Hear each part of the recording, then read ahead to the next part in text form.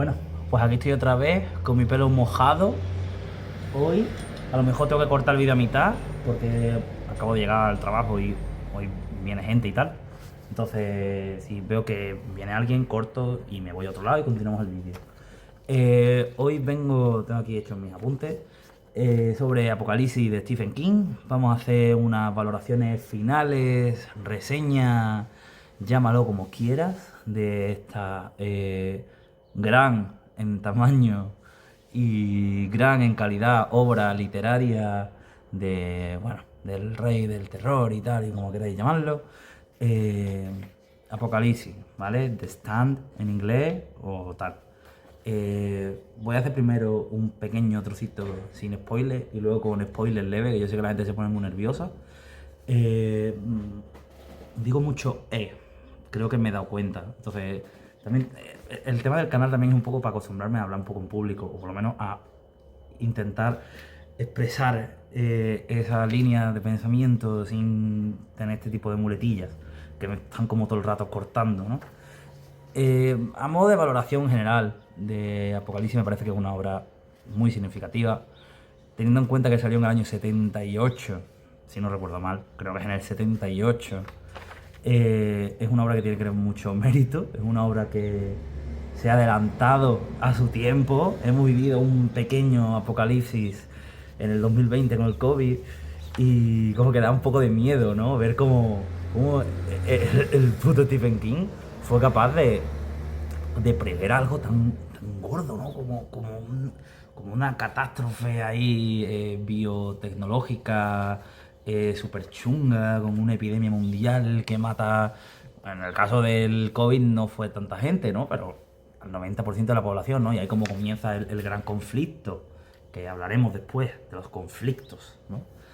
Eh, claro, me parece un punto de partida súper potente, súper innovador y, bueno, no sé hasta qué punto, ahí ya lo desconozco, pero no sé hasta qué punto pionero, ¿no? En el mundo de la literatura del post-apocalipsis, ¿no? De después, ¿qué ocurre? Porque la novela realmente no trata de cómo acaba el mundo, trata de qué ocurre después de que ha ocurrido esa catástrofe, ¿no? ¿Qué ocurre con aquellas personas que han sobrevivido después de que todo el mundo se haya ido a la mierda, básicamente? Valoraciones generales, me ha gustado, sí, me ha gustado mucho. ¿Se ha hecho larga? Sí, son 1560 páginas, o 1580 páginas. Es una barbaridad de libro. Es un tocho así. Y así, y no estoy exagerando, es así. O sea, es así, es muy gordo. No lo tengo aquí porque estoy en el trabajo, pero es por la mañana temprano y tal, y no hay nadie todavía. Eh, no sé. Se me hizo bola. Lo dejé a mitad. Hice el otro vídeo, el primer vídeo como reflexiones ahí durante la lectura, precisamente para comentarlo, porque dejé el libro a media, dejé el libro en la página 600, no porque no me estuviera gustando, porque de hecho me estaba gustando muchísimo. A mí Stephen King es un autor que me cautiva una barbaridad, que me encanta su forma de narrar, su forma de describir, su forma de crear personajes, me parece una locura, muchas cosas que hace. Eh, pero ya te digo, Apocalipsis es un libro que tuve que dejar a media. Porque, no porque no me ya os digo, no porque no me gustara, sino porque sentía que estaba perdiendo demasiado tiempo. 600 páginas para llevar en menos de la mitad del libro. Se hace un mundo, ¿no? A mí por lo menos, más una literatura que tú dices, bueno, me está gustando, tampoco me va a cambiar la vida. Pues ya lo retomaré cuando me apetezca. Y efectivamente eso ocurrió. Me apeteció como 2 años después. El libro lo empecé en septiembre de 2024 y lo he terminado estamos en febrero de 2026. O sea, 1 año y medio, casi 2 años de lectura para un puto libro de terror, ¿vale? Pero bueno, igualmente lo recomiendo. Si realmente la lectura no es pesada, no es que sea pesada la lectura, no es que Stephen King se enrolle con las descripciones de los árboles por los que van. No, realmente va bastante al grano. Lo que pasa es que pasan demasiadas cosas. O sea, todo realmente es un libro. Lo estaba pensando esta mañana, es un libro al que le sobran 400 páginas y a la vez no le sobra ninguna. entiendo que por eso existen las dos ediciones que tiene. La de la danza de la... Joder, tengo aquí un pelo, tío. Ahora. Las ediciones de... Por eso existe la danza de la muerte, que para los que no lo sepáis, pues es una versión de este mismo libro, de Apocalipsis, pero con como 400 páginas menos, porque las editoriales le dijeron, tú estás puto loco, o esto lo sacamos en 2 volúmenes, o qué pasa, y al final dijeron, bueno, pues sacamos en un volumen con 400 páginas menos, no sé, y tal. Valoración final, le puse 4 estrellas, creo, en Goodreads, eso es lo de menos, eso, el Goodreads lo tengo para mí y ya está, como para tener una pequeña base de datos.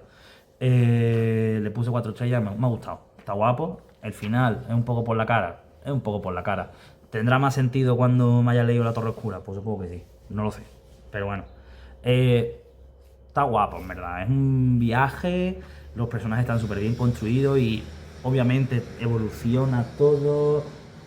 Tal. Bueno, sabéis de qué va, ¿no? En sociedad se va a la puta, como ya os conté tal, y esto lo pone en la contraportada del libro, no estoy haciendo ningún tipo de spoiler. Llega un punto en el que los supervivientes empiezan a tener sueños extraños, algunos con una señora mayor que vive en Nebraska, si no me equivoco. Es una señora mayor que vive en Nebraska, que es la mujer más vieja del mundo, que no sé qué, no sé cuánto. Y después otro señor, que es un hombre oscuro, que vive en Las Vegas. Y como que cada uno incita a la gente en sueños a venir aquí, a reunirnos, vamos a hacer una sociedad, no sé qué, no sé cuánto. Tal. Y pues ahí comienza, ¿no? la movida, ¿no? Como las diferentes sociedades se van organizando, tal, obviamente, pues ahí se genera un pequeño conflicto, porque cuando hay dos sociedades enfrentadas, en cierto modo, pues, ¿me entendéis, no? Hay como una especie de pseudo política extraña, y os podéis imaginar por dónde van los tiros, ¿no? Más o menos os podéis imaginar cuál es el rollo. No sabéis las cosas concretas que pasan, pero durante toda la novela, más o menos, con que te explique más o menos de qué va, vas a entender perfectamente por dónde van los tiros, ¿no? Y, y nada, y corto y luego nos vemos. Bueno, pues aquí estoy otra vez para continuar y tal, ¿no? He tenido que ir a dar un porte, tal, estoy fuera de mi pueblo, cosas, ¿no?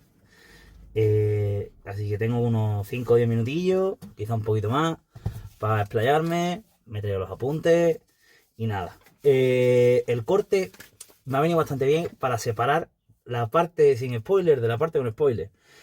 Resumiendo, ¿vale? Y terminando con la parte sin spoiler, es un libro que recomiendo un montón, que me ha gustado bastante. Para recién iniciados en Stephen King, pues quizá léete otro, léete Misery, léete Carrie, léete, no sé.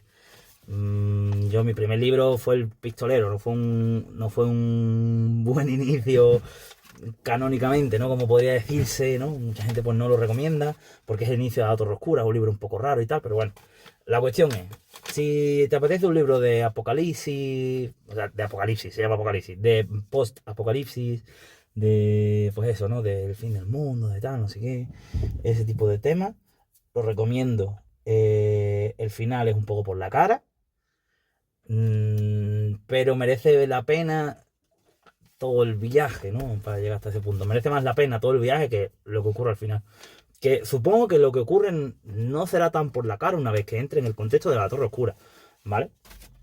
Pero esa es mi impresión ahora mismo, que no tengo ni puta idea. O sea, he leído el primer y el segundo tomo de La Torre Oscura, ¿vale? Para todo el mundo que se pregunte. Entramos en la parte con spoiler, que tampoco voy a spoilear tanto. O sea, no voy a spoilear tantísimo, pero sí que quiero hablar de un par de temas que me han parecido interesantes, ¿no? Dentro de lo que puedo rescatar de una novela tan inmensa, ¿no? Que trata tantas cosas, ¿no? Y que toca tantos puntos. Creo que hay varios puntos comunes que se van repitiendo a lo largo de todo el libro. Y uno de ellos es aquello que da como motor a la trama, el conflicto en sí, ¿no? El conflicto se crea mediante la existencia de múltiples conflictos. No sé si me explico. Y con conflicto me refiero al típico conflicto de teoría literaria, de hombre contra el hombre, del hombre contra la naturaleza, del hombre contra la tecnología, del hombre contra Dios, del hombre contra sí mismo, ¿no? Y los distintos personajes como que muestran un poco, y ya no solo los personajes, sino las situaciones a las que se enfrentan, muestran un poco esta multiplicidad o esta complejidad de conflictos que están constantemente desarrollándose con el transcurso de la novela. Y creo yo que se van explorando uno por uno prácticamente como... Stephen King sé que no escribe de esa forma, no escribe con una planificación, queriendo hacer algo, pero le sale instintivo, una novela tan... no sabría explicarlo, una novela tan grande que toca tantos palos dentro del post-apocalipsis, ¿no? No le queda otra que pasar por todos esos tropos, ¿no?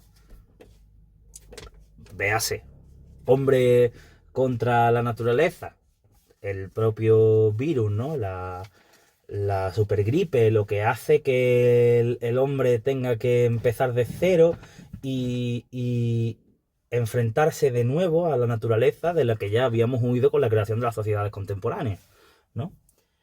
Y, y tal, ¿no? Una naturaleza que ya habíamos superado y que precisamente por la desaparición de prácticamente toda la humanidad, que es la que nos da el soporte social necesario, ¿no? Y comercial, como para no tener que depender directamente de los medios naturales como conjunto, a lo mejor sí alguien como individuo, pero no como conjunto, pues es lo que hace ese conflicto del hombre con la naturaleza, un reencuentro, ¿no? Con la naturaleza.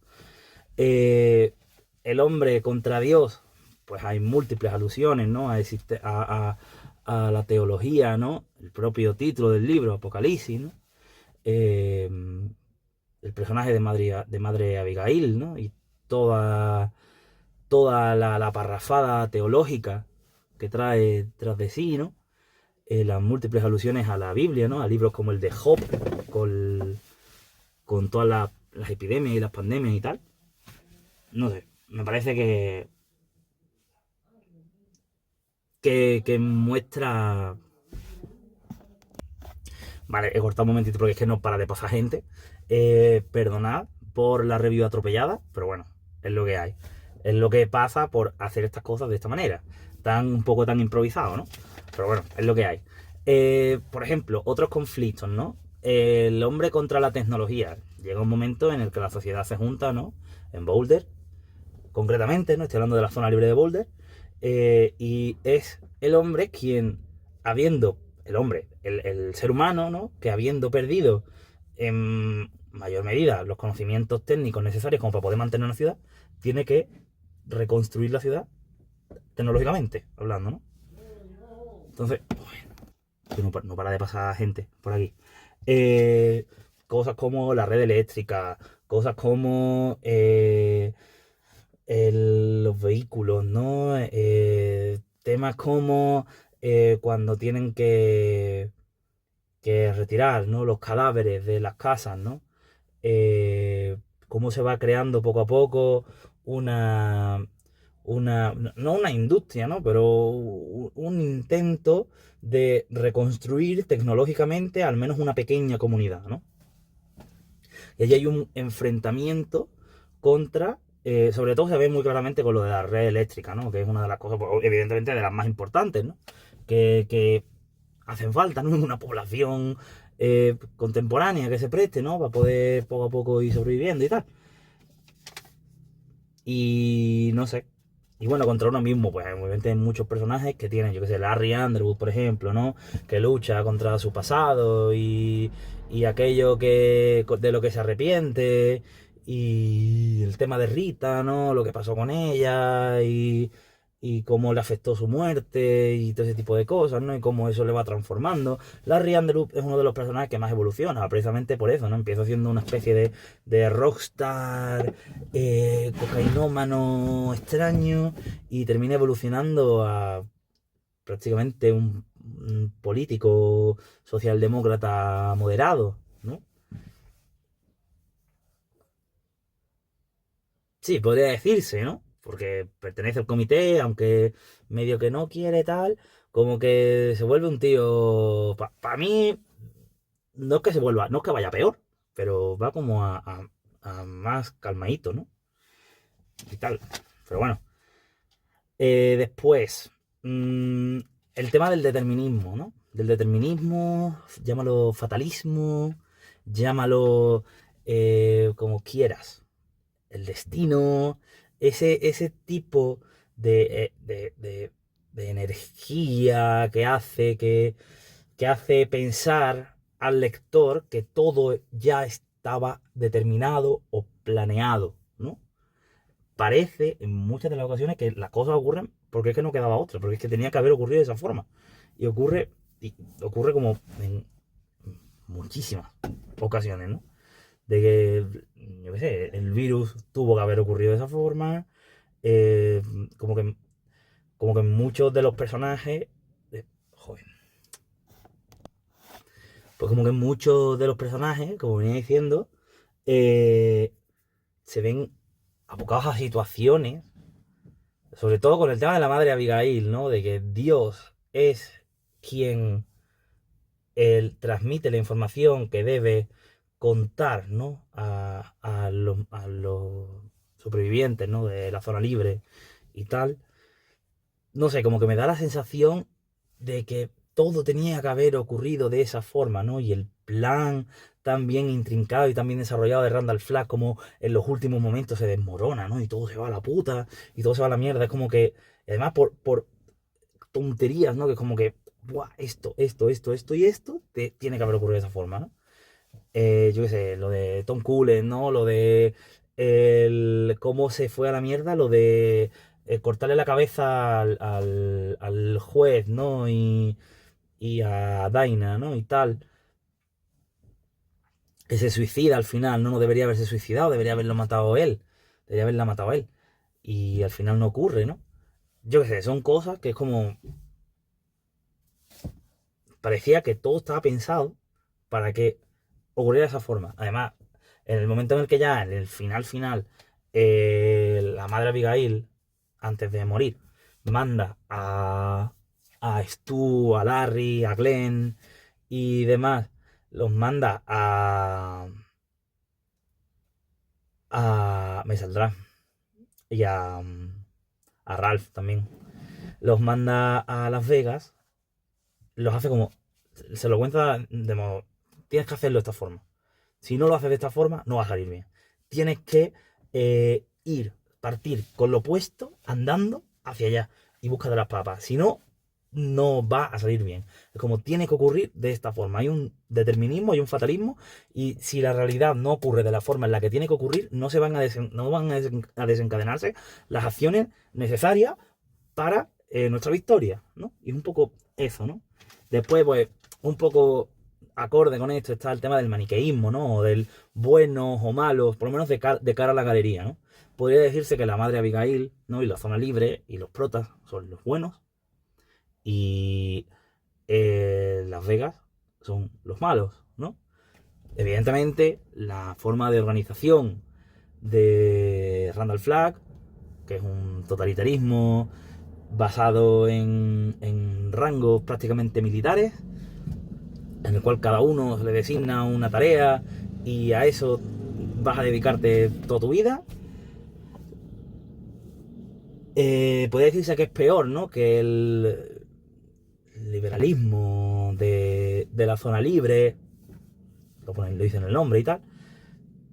Pero bueno, al final, dentro de la propia zona libre, por ejemplo, enviaron a los espías a morir contra Randall Flagg, a un señor de 70 años, ¿no? Que murió ahí en la carretera, ahí a tiros, ¿no? Podría decirse que son los buenos, pero hay como dilema moral ahí de ¿están haciendo verdaderamente lo correcto? ¿No? Eso me parece bastante interesante, ¿no? Respecto a la moralidad. Y... Y nada. El último punto que quería tratar, que también creo que es más o menos interesante, o por lo menos llamativo, no sé. Me ha ocurrido que, bueno, que estoy estudiando una asignatura de Historia del Arte y viendo el paleolítico y el arte paleolítico, el arte neolítico, y estudiando un poco la historia, ¿no? Del paleolítico, del neolítico y tal.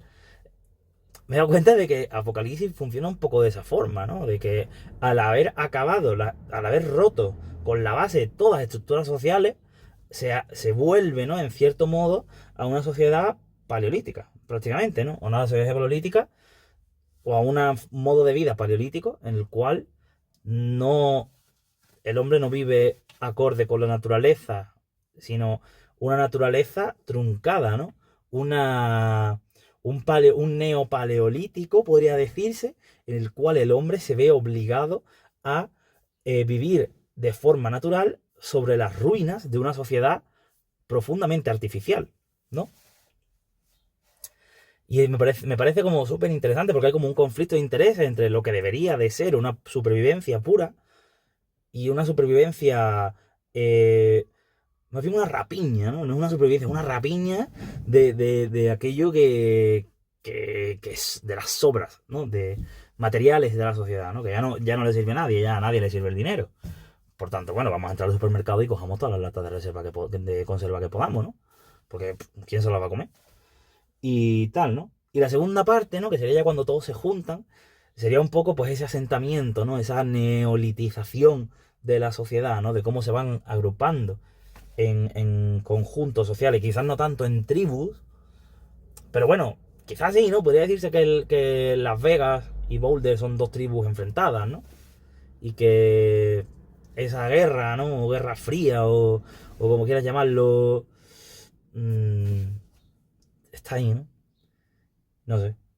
Más que nada quería contaros la imagen porque me vino y me pareció una imagen como muy chula, ¿no? En plan, bueno, es un paso del paleolítico al neolítico, ¿no? Evidentemente, de cazadores recolectores, nómadas, que es el inicio, les llegan sueños de que deben reunirse en cierto sitio, todos se reúnen en ese sitio, empieza a llegar gente y en ese momento se establece un asentamiento, ¿no?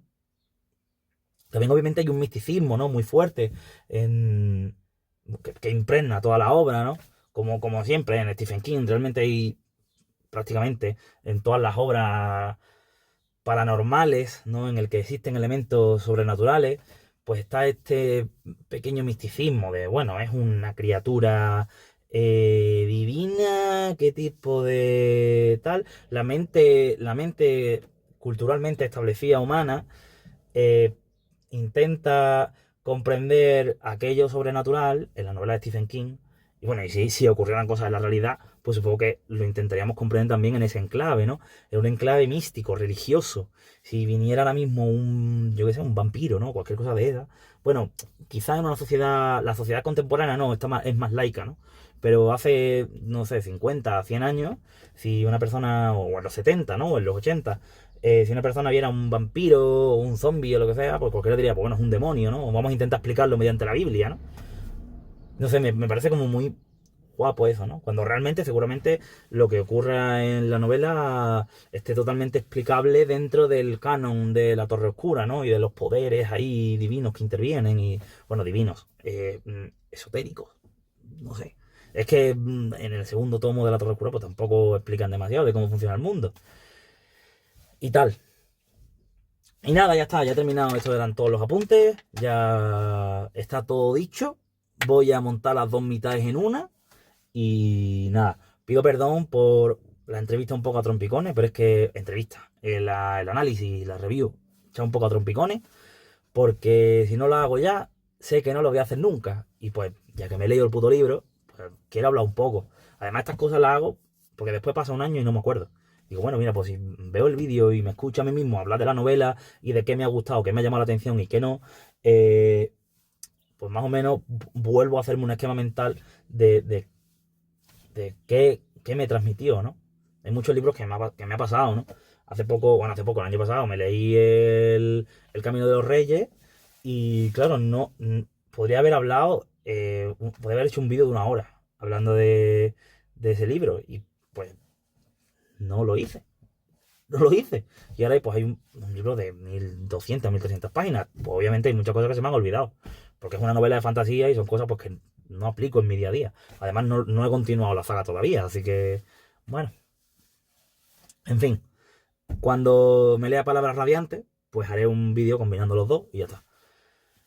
Mi próxima lectura, que ya la he empezado, es Amanecer Rojo, de Pierce Brown, novela de Young Adult, fantasy, ciencia ficción, su puta madre. Eh, la verdad es que no me estaba gustando mucho el principio, pero poco a poco está mejorando, la verdad, está echándole huevo. No sé, ya os hablaré de ese libro en próximos diarios de lectura. Y nada, cualquier cosa, pues me lo decís, me mandáis un mail o me mandáis un burofax o un comentario, más fácil. Y nada, pues saludos y disfrutad de las cosas de la vida. Y nada, chaito.